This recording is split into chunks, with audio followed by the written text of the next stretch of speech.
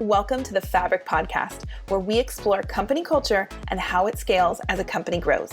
Brought to you by the team at The Receptionist, a bootstrapped, Denver-based software company. Each episode of Fabric will set out to uncover unique and uncommon answers to the question, how do companies of any size create a culture and core values that employees actually live out? On this episode of the podcast, we're joined by Michael Yinger, COO of Resume Sieve, an advanced AI-powered candidate platform to assist with hiring strong candidates. He's here to talk to us about hiring biases, what they are, how they negatively impact organizations, and what you can do to address them. Michael shares his tips for listeners who are hiring and searching for jobs, and he brings awareness to a topic we probably don't give enough thought to. Enjoy the episode. Michael, welcome to the podcast. We're excited to have you here. Thank you. I look forward to the conversation. I'm glad to be here. Yeah, absolutely. So before we dig in, share with our listeners about the work that you do. Sure. I work at a small startup. I guess all startups are small. Resume Sieve. We've been in business about 18 months, and we have some technology in the recruiting space, primarily at the front end of the process, helping recruiters to more effectively evaluate the candidates that they're taking a look at. So my day-to-day work, it can be paying bills, it can be talking to customers, it can be talking to investors. It's the whole gamut, as you might imagine. In a small company, that's the kind of stuff that I'm working on. Yeah, absolutely. And I think anyone who has gone through a hiring process loves the idea of ways to make it better, more streamlined, and help us find stronger candidates and maybe deal with some of what we bring to the table. So talk to us about how biases can show up in the hiring process. I had actually, I'll just give you a really, just a little anecdote. I was talking with a DE&I specialist, and he said, "What school did you go to?" And I told him what school we went to, and we started talking about the school, and he said, "See, we could do that for half an hour, and I would never ask you a single question about whether you were qualified for the job." That's unconscious bias. That's the challenge. The challenge we find is we have an application, and I'm not here to sell my application, and the application looks at people objectively. It looks at their skills, doesn't look at where they're from, what school they went to, any of that kind of stuff. It's the people who come in, and that's the kind of thing that they get into. And it's a subtle thing. You can be as open and positive about it as you'd like. And the challenge is, what is it that you're bringing to it? Did you spend half an hour talking about your favorite football team with your candidate and decide that this was a great person to hire because that's all you talked about was the football team? It's a challenge that we need to continue to address. And there are lots of tools out there. I talked with one company earlier this week that actually takes the resume and redacts it. It takes out the school name. It takes out the years you worked anywhere. It's just purely your skills. It's a very interesting idea to take people up and away from thinking about the things that are typically, not really germane to whether somebody's qualified to do the job or not. Do they have the skills? Do they have the right kind of experience? Do they have a degree? Does it matter where the degree is from? Well, maybe it does. And are you making decisions because of where they want, not because of what they're capable of? So it's an interesting challenge that a lot of people are looking at, and that ultimately it's us, right? And as I think individuals. Yeah. And I think a lot of us want to believe like, oh, I wouldn't do that. Right. I don't want to be biased. I want to be really open. So can you give us maybe some more examples of where these biases show up? I think the college one is a great example of a way you immediately connect, you focus in on that. But what are some other maybe typical hiring biases that you see and can help people with? So another very common one is to look at somebody who's a job hopper. See, I just use the term. Look at somebody's tenure and decide that they're a job hopper, and therefore, or look at a gap in a resume. I actually saw a very interesting resume, and it's somebody that we ended up hiring. She actually put her children on her resume because those were gaps, but they were, in her mind, very explainable gaps. And then she was moving because her husband moved, or whatever. It was a really transparent view of her life over the last X number of years. Those are the kind of things that people look at. They'll look at. They'll make decisions around spelling errors. Well, I get that. And is that really the end all and be all?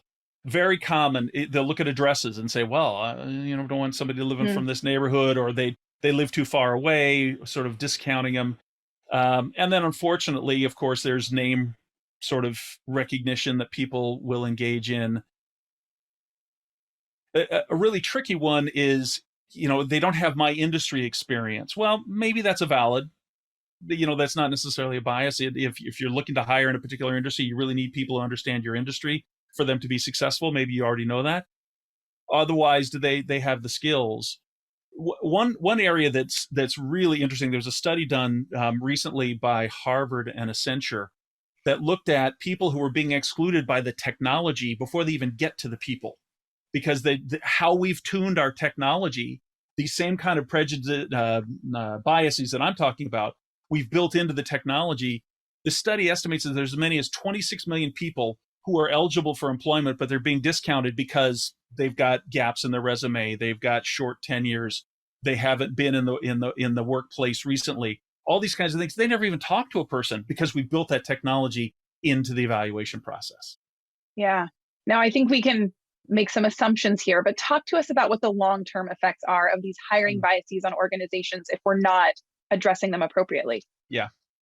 It is a very, I would say it's almost a well-known fact, but it's certainly something that's been studied quite extensively, that a diverse organization is more profitable. Let's just put it right out there that, you've got that variety of people, and you end up with a better mix and a better result, better productivity. So you put profitability at risk, not to mention the fact that by being exclusionary, whether deliberately or accidentally, in your hiring process, you have access to less people.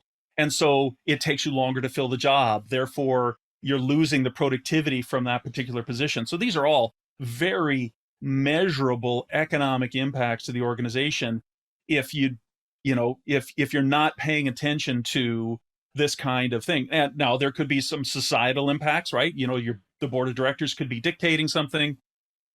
I worked with a client, and we were providing them a very diverse slate.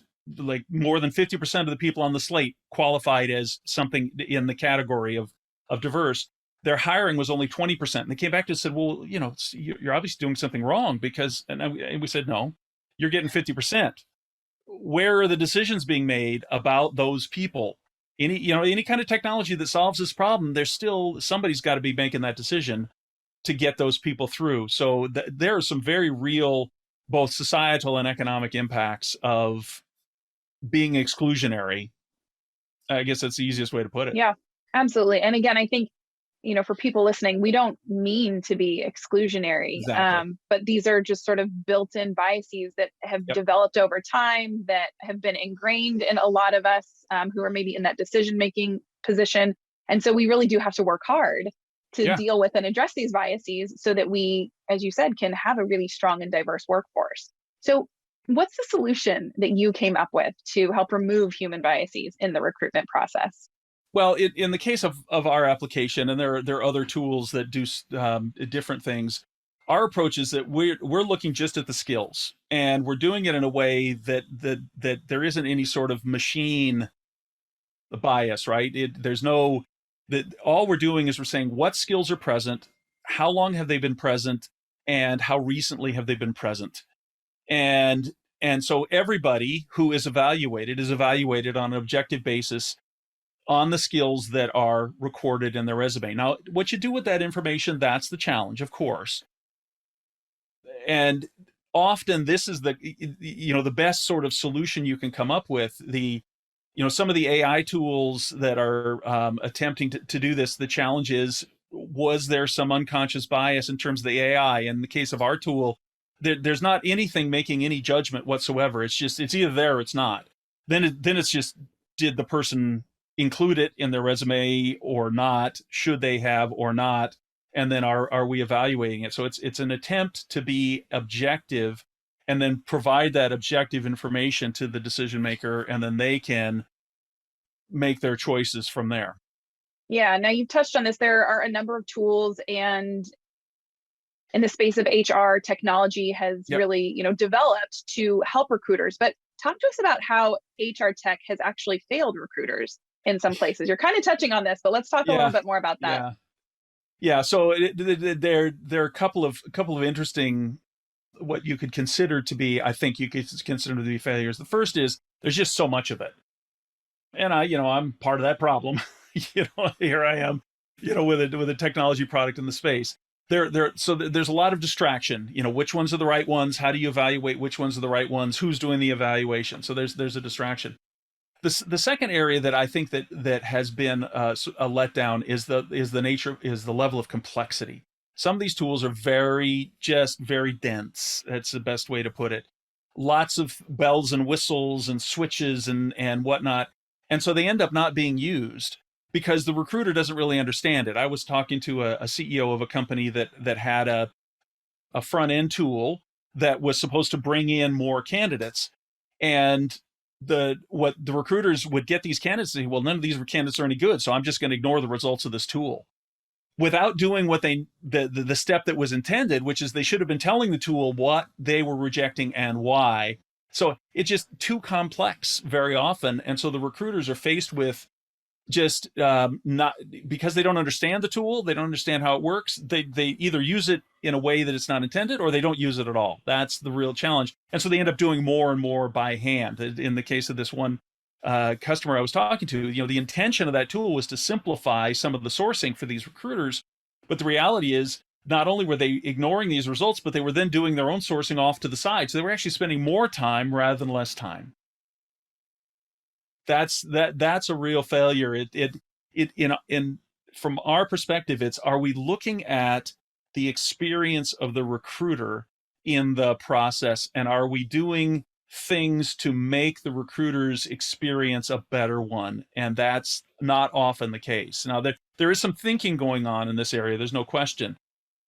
Is the candidate experience more important than the employee experience? Personally, I say no. I think the employee experience is more important than the candidate experience, because if your employee is not happy doing what they're doing, that's going to reflect in terms of how they interact with their candidates or their customers, as the case may be.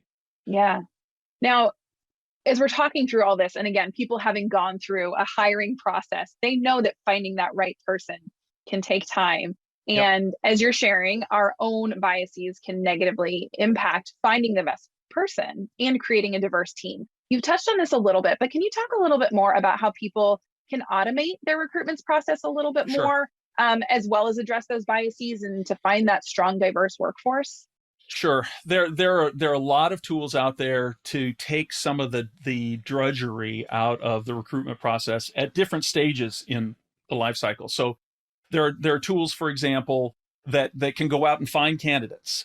Now, the challenge you have is, how are those tools coded? What are they looking for? Are they objective, or are they in themselves subject to some inherent bias? There are tools that can process the candidates more quickly. That's where we fit that sort of niche. Taking the requirements and picking out the candidates more effectively. There are tools to automate the interview process. I looked at a really, really slick tool that you feed your candidates in, and it reaches out to them and schedules the interview. You record the questions in your voice, and then it'll call 1,000 candidates with your voice. They're not hiding it. This is not the person, but it's a much more human touch.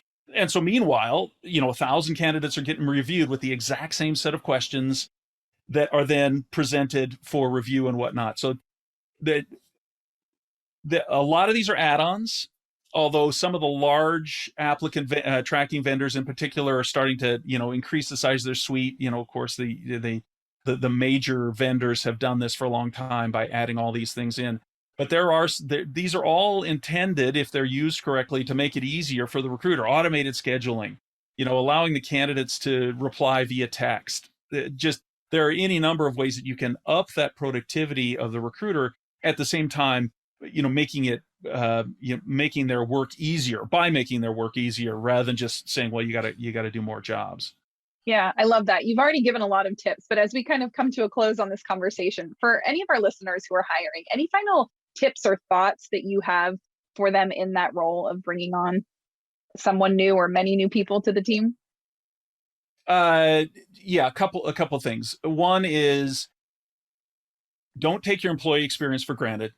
Think about what it is they have to do their job, and make that as simple and as straightforward as you possibly can. The second is, don't ignore the experience that you're putting your candidates through, because these days, when you get candidates, they're pickier. Let's be honest. They have choices, they have alternatives, and they're looking for a better experience. Even if that's not a conscious thought, they're going to know when they're not being treated well, or when they're being put through a ringer. Or, for example, when you feed in your resume and the system parses it, and then you get to look at the results, and the only thing it got right was your middle name. How's that? What kind of experience does that provide? So the experience is really a critical thing, and it's something that we often think, let's just go out and get some technology. Well, yeah, to do what? How's it going to help you? How are you going to train it? Is it going to be integrated? It's think about the experience first before you start fixing things, because the experience is what's going to make the difference. Yeah. And before we finish up, for anyone who might be listening who is on a job search or will be starting a job search soon, any tips for them from your perspective? Yeah. One, it's persistence. Recognize that this is your job search, and therefore you need to take ownership of it, and not to be discouraged when you get the thanks but no thanks email, which sometimes comes as quickly as like 3 seconds after you hit the enter key, because the system has evaluated your application. So, well, you're not a fit. The good news is, right now, for the job seeker, while they may not be perfect, there are lots of jobs out there, but it's up to you to drive it and to be persistent. And sometimes you have, at least think about seeing through some of the complexity that you're confronted with, as opposed to just giving up. Way too many companies talk about the abandonment of the process, where people get into the application process and they don't finish it. If you're really interested in the job, show some persistence. Yeah, those are great tips. Well, Michael, thank you so much for your time today and for shedding some light on a topic that I don't think we talk about enough. Yes, exactly. Happy to do it. And it is a big topic right now. Yeah. Thanks so much for your time. Okay. Thank you again to Michael Yinger from Resume Sieve. If you'd like to watch a recording of today's episode, please visit us at thereceptionist.com.